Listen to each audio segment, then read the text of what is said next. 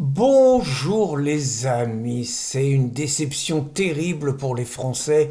On méritait pas ça. Il y a déjà un temps pourri, il y a les inondations, il y a le réchauffement climatique, les augmentations d'impôts qui nous attendent. Et puis bon, faut reconnaître, hein, on en a tous rêvé tout l'été. Moi, je sais que j'allais dans les cafés, je discutais avec les gens et tout, ils parlaient que de ça. Les mecs, ils disaient, il faut Lucie Castex à Matignon, il y a qu'elle qui peut sauver le pays. Donc c'était les discussions, tout le monde avait ça.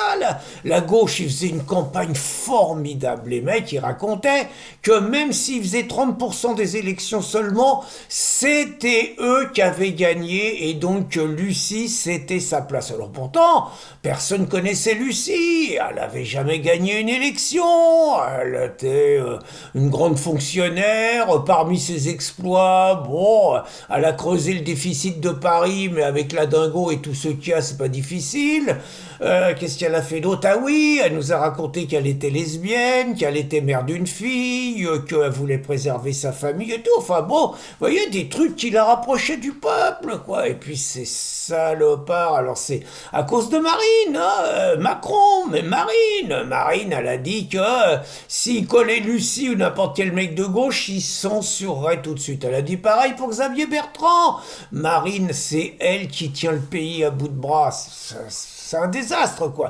Donc, on a été privé de Lucie et on a eu Barnier. Bon, voilà, on commençait un peu à se remettre. Et puis, bah, il y a eu un événement qui a remis Lucie au premier plan parce que personne ne savait quoi en faire de la Lucie.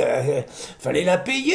Mais bon, alors, est-ce que c'était aux insoumis de la payer, aux écolos, aux cocos, aux socialos? Vous voyez, ça se faisait la gueule et finalement, elle devait réintégrer son grand corps, je sais plus ce qu'elle est, dans une grande fonctionnaire, je sais pas trop dans quelle administration, mais donc elle devait réintégrer. Les mecs ils savaient pas quoi en foutre, mais bon c'est pas le premier au salaire qui servira à rien et qu'on paye quoi. Donc et puis bah voilà, d'un seul coup une ouverture. Je l'ai tout de suite senti. Voilà, un insoumis dans l'Isère, le mec je l'aimais bien, Hugo Prévost. Le mec il avait au moins le mérite, il avait tapé le véreux Véran. Franchement, un mec qui tape Véran peut pas être entièrement mauvais quoi. Donc moi je l'avais plutôt à la bonne Hugo. Et puis bon voilà, ce con-là, il s'est fait gauler, encore des histoires de fesses, enfin des histoires de fesses, si c'était que ça. Apparemment, le mec, il aurait profité du petit pouvoir qu'il avait pour s'accorder des petits passe-droits qu'il aurait peut-être pas eu s'il n'avait pas été élu. Je sais pas, une histoire compliquée.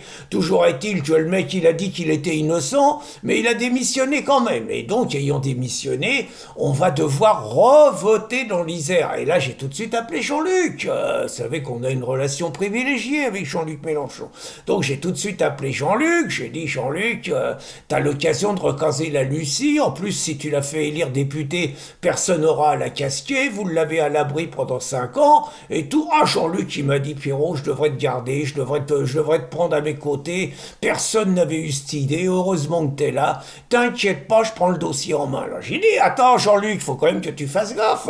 Parce que Prévost, il était chez les Insoumis. Or, ces empaffés des colos, les socialos et les cocos, comme ils disent que c'est une candidate de rassemblement, ils vont vouloir te niquer. Et donc, ils vont dire qu'ils sont d'accord, mais faut pas qu'elle soit apparentée à LFI. Ils vont dire qu'il faut qu'elle soit non inscrite ou un truc comme ça et qu'elle siégera avec la gauche. Te fais pas niquer. Jean-Luc, il va dire, ah, t'inquiète pas, Pierrot, celui qui enculera Mélenchon, il est pas né. Il parle comme ça, Jean-Luc. Hein, donc, bon, bah, c'est exactement ce qui s'est passé. Jean-Luc, il a commencé les négos. Il est arrivé avec son gros cigare et ses 2-3 gardes du corps. Il a donné 2-3 torgnoles aux socialos, aux écolos qui avaient dit des conneries.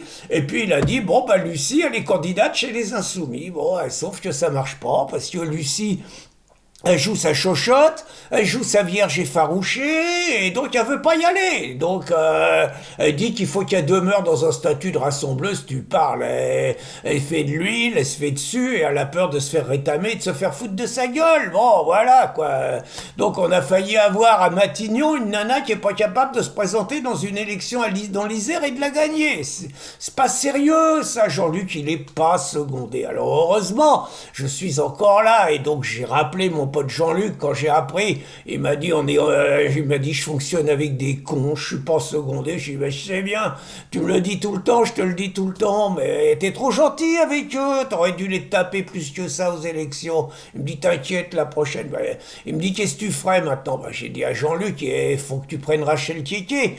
Ah, il dit heureusement, ouais, ouais, bien sûr, parce que Rachel Keke, elle a été battue aux dernières élections en Seine, je crois que c'est dans le 92, ouais, elle a été battue aux dernières élections, et donc Rachel, elle est au chômage, elle a plus de boulot, elle a 5 gosses à nourrir, alors elle va pas refaire des ménages quand même, bon, elle en a pas fait beaucoup, mais bon, elle va pas en refaire. Donc il faut que Rachel, elle se présente dans l'Isère, là il y aura pas de mastic, hein, c'est une nana de couleur et tout, personne la contestera. Elle est élue chez les Insoumis, elle gagne l'élection et comme ça, elle revient et pour narguer les sionistes, les racistes et les mecs du Rassemblement National, elle se pointe et elle sort un grand drapeau Palestine. Voilà le programme et les conseils que j'ai donnés à Jean-Luc puisque Lucie veut pas y aller. Raquel Keke, elle va y aller. Bonne journée les amis.